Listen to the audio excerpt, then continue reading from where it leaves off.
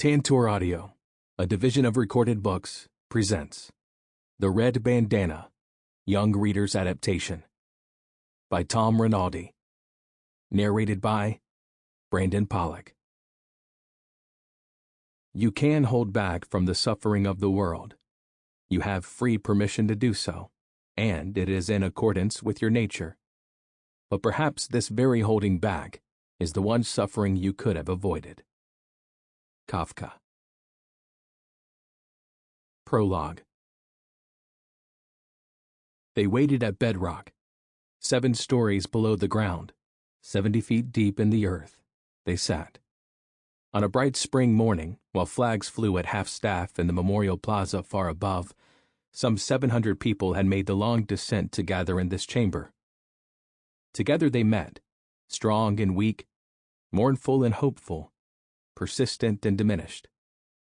Families and firefighters, city officials and rescue workers, orphans and political leaders, they waited for the solemn ceremony to begin.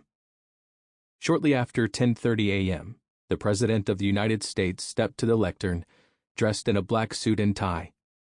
He faced a cavernous room called Foundation Hall, a soaring open space with remnants of twisted steel and an exposed 64-foot-high slurry wall, bolted in place as if it were still holding back the tidal waters of the nearby Hudson River.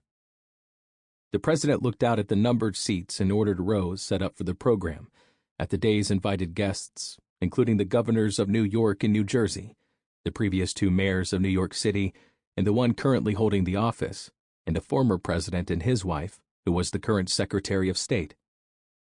In this hole in the heart of a city, in a quiet and somber voice, Barack Obama began his speech for the occasion. The dedication ceremony of the National September 11th Memorial and Museum at Ground Zero. As he delivered his first words, a mother sat backstage. After the president's remarks were finished, she would walk to a different microphone and share some of her family's story. For now, she sat out of sight of the assembly. There was a television monitor set up for her to watch the president's address, but she couldn't bear to look. Her eyes remained on the floor. In the second row of seats, directly behind the mayor of New York City, a father kept his chin up and eyes forward, looking toward the podium. It was good that his wife would soon speak for him and their family. He couldn't yet bear to. The emotion would overwhelm him. As the president spoke, he sat and listened. At the first mention of his son's name, he began to weep. On September 11, 2001, in the worst terrorist attack in the history of America, 2,977 people died. Standing in the footprint of the fallen towers on that spring morning 13 years later, the president chose to speak about just one. He singled out a young man who helped save people he didn't know in the South Tower of the World Trade Center before its collapse. He recounted the scene that had transpired in the 78th floor sky lobby.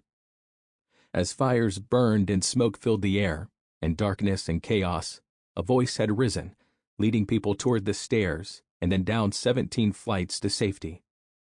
One victim had been too weak to make the descent, so he carried her across his back.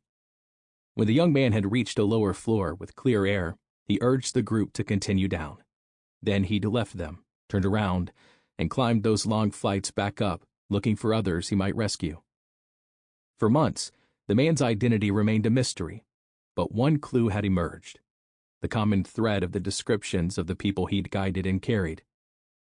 They didn't know his name, the president told those assembled at the ceremony.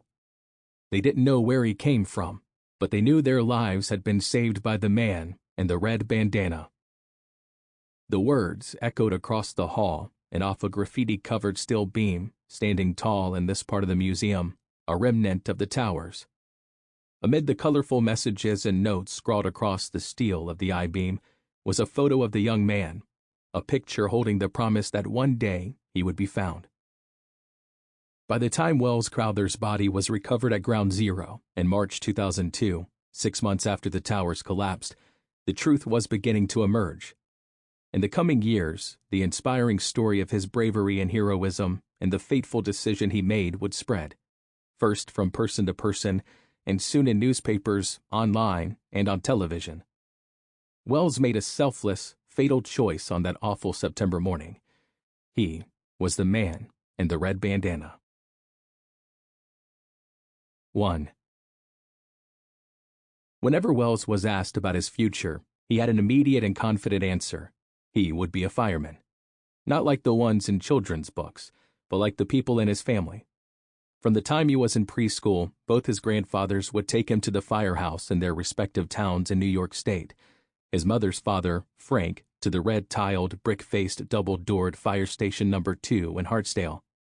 His dad's father, Bosley, whom the grandchildren called Jeeps, to the firehouse in White Plains, just a few blocks from his house.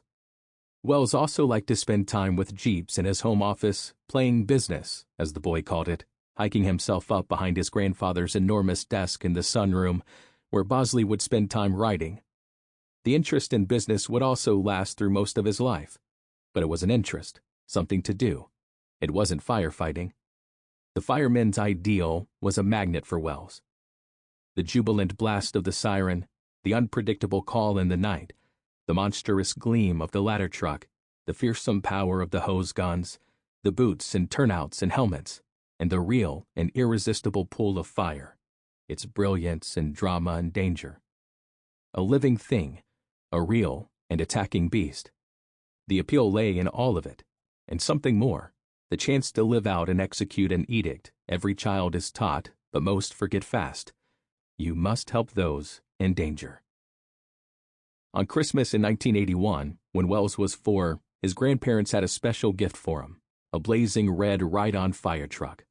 Upon first seeing it, Wells, who was formally dressed for the holiday in his little Eton suit, stood back for a few moments, as if uncertain how to proceed. He was afraid to go near it, his mother Allison said, picturing the scene. He couldn't believe it was real. He was just so in awe of his fire truck. The Crowther family lived in Pomona, New York. Their house on Ormian Drive had 4 bedrooms and a flat backyard of maybe half an acre backing up to a patch of woods. One cold Sunday morning, when Wells was 7 years old, the family was getting dressed for church. They would soon be 5. Mom, Dad, Jeff, Wells, his 5-year-old sister, Honor, and the baby girl to be Paige. With time dwindling and the church hour approaching, Wells called for his father's help. He was wearing a new suit, his first gray flannel, warm and formal Sunday best.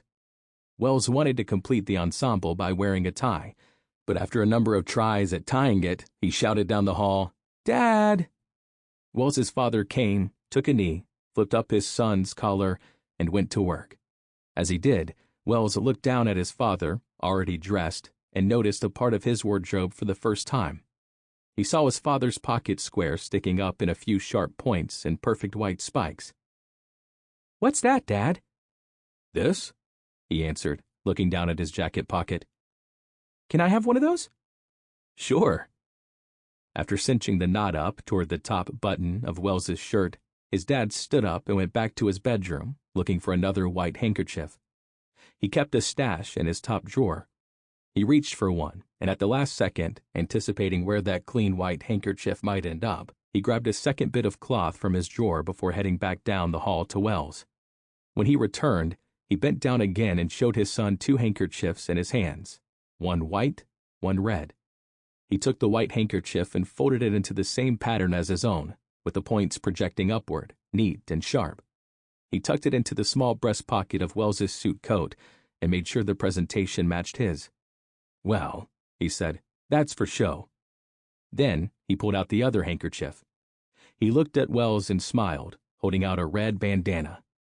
"This is for blow." He made a gesture, holding it up toward his face, "to blow your nose." He made sure Wells understood the difference, and then folded the red handkerchief neatly and placed it in the back right pocket of his son's pants. It was nearly identical to the blue bandana he kept in his own back pocket. "You can always keep this back there," he said. "You'll always have it if you need it."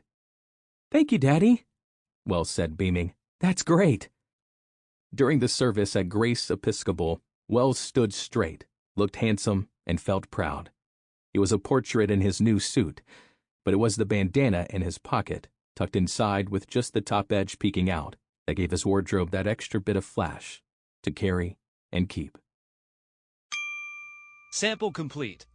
Ready to continue?